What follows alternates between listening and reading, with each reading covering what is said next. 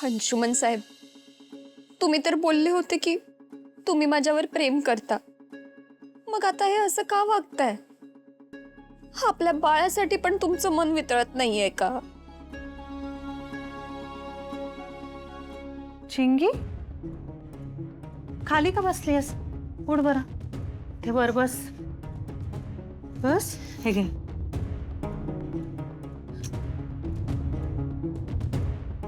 अगं तू अशी किती वेळ रडत बसणार आहेस चिंगी? पास कर बरं आता. वहिनी, मी रडू नाही तर काय करू सांगा ना. किती मोठी चूक करून बसले मी. तुम्ही मला सतत सांगत होतात की अंशुमन साहेबांपासून लांब राहा, पण मी त्यांच्या प्रेमात आंधळी झाले होते. तुम्ही इतक्यात चांगल्या मनाच्या आहात वहिनी, आणि मी तुमच्याशी खोटं बोलत राहिले. तुम्ही खरंच मला माफ करा वहिनी. पाय नाही धरायचे. बस वहिनी, मला खरंच माझी चूक समजलीये, पण आता खूप उशीर झालाय, हो ना? असं नाहीये बाळा, फक्त तू रडलीस म्हणून गुंता सुटणार नाहीये ना. वहिनी, तुम्ही ना मला त्या दिवशी थांबवायलाच नाही पाहिजे होतं. मी त्या दिवशीच मेले असते ना, तर हा सगळा गुंता आपोआप सुटला असता. मी परत सांगते, असं अजिबात बोलायचं नाहीये. स्वतःचा जीव देणं हा कशावरचाही उपाय नसतो. आणि चिंगी, तुला तुझ्या बाळाची शपथ आहे, हा? परत हा विचार डोक्यात आणायचा नाही. कळतंय मला वहिनी, आता तर मला जगावंच लागणार या बाळासाठी आणि स्वतःसाठी सुद्धा. मला माहितीये तुला आता असं वाटतंय की माझं आयुष्य संपून गेलंय, पण अगं असं नाहीये, असं नसतं.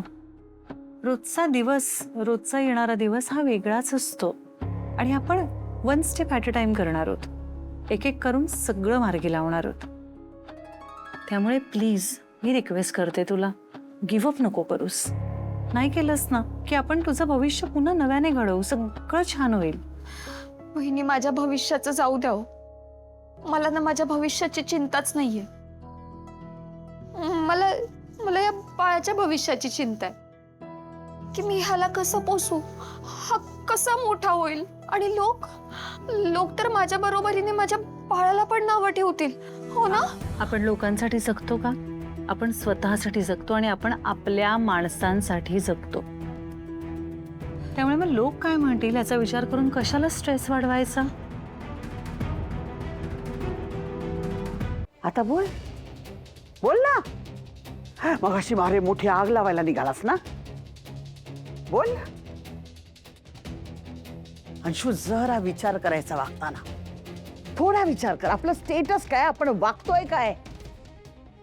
ती मोलकरीण मिळाली तुला, मोलकरीण. शी, अरे ती म्हातारी टपलेली असते रे मला बोलायला, माझे संस्कार काढायला. एक चान्स सोडत नाही ती. अरे तुला आठवतंय मागच्या वेळेला त्या कोणती ऑफिसमधली श्वेता, तिची छेड काढलीस तर समरने काय केलं? तुझं ऑफिस बंद केलं. आणि आता या मोलकर्णी बरोबर विचार कर. आता काय करेल समर? मी नाही घाबरत समर दादाला. काय करेल? फासावर लटकवणार आहे का? तू मंद आहेस का वागतोस तसा? हा, अरे तुला आठवतंय का, लीगल ऍक्शन घेईन अशी धमकी देऊन गेलाय तुला तो. मॉम प्लीज, हे ना फक्त बोलण्यापुरतं असतं. ऍक्शन जर घ्यायचीच असती ना कधीच घेतली असती त्याने. ती ऍक्शन कोणामुळे घेणार? तर त्या दीड दमडीच्या मोलकर्णीसाठी, जिचं थोबाड बघायला मला आवडत नाही, आणि तिच्या बरोबर तुझं रिलेशन.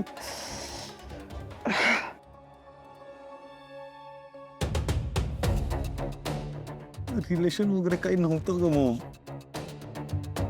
तेवढ्या पुरतच होतं ते.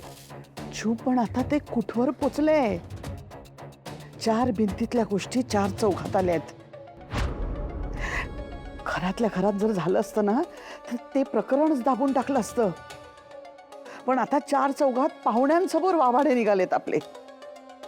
बाकी सगळ्यांचं सोड रे, पण ती स्वानंदी, ती आनंदाने नाचत असेल आता.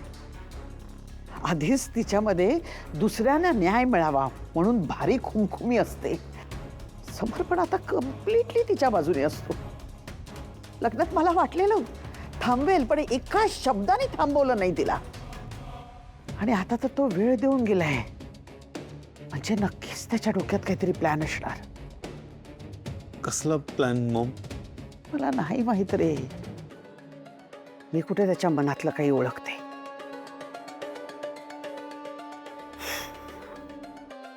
अंशू, तू पण जरा शिक ना त्याच्याकडनं काहीतरी.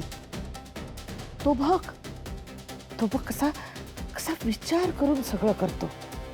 आणि इथे तुझ्या उद्योगाची फळं आम्हाला भोगावी लागतात. अंशू, असं असं कसं करतोयस तू? किती वेळ ऐकवणार आहेस तेच तेच? अंशू, माझाही जीव जळतो रे.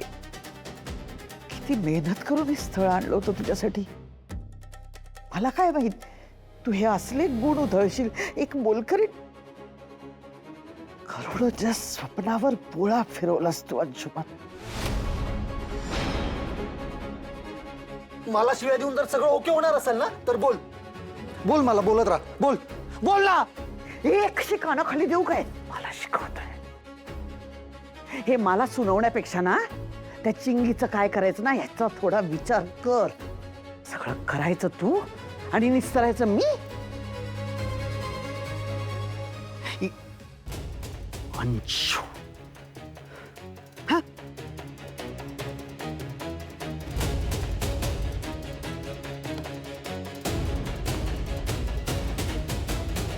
मला खूप भीती वाटते वहिनी.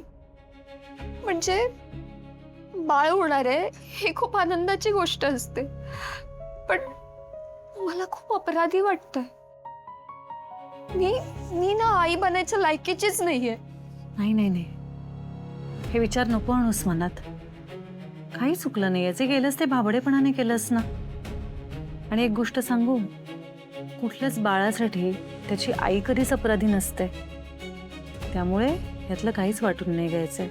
बरोबर आहे वहिनी, पण मी एकटी हे सगळं कसं करू? म्हणजे बाळाचा बापच बाळाच्या बाजूने नाहीये, मी त्यांना कशी समजावू?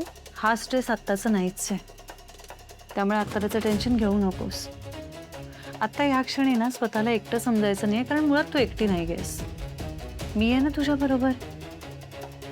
आणि जग इकडचं तिकडे झालं ना तरी मी आणि राजवाडे तुझ्या बरोबर असू. त्यामुळे तू अजिबात घाबरू नकोस. तू थांब. एकदा का राजवाडे परत आले ना की बघ, ते ना सगळं नीट करून टाकतील. नको टेन्शन घेऊस. डोळे पुस बरं. आणि ते खाण्यापिण्याची हेळसांड नाही करायची. हा, हे बाळाला गरज आहे.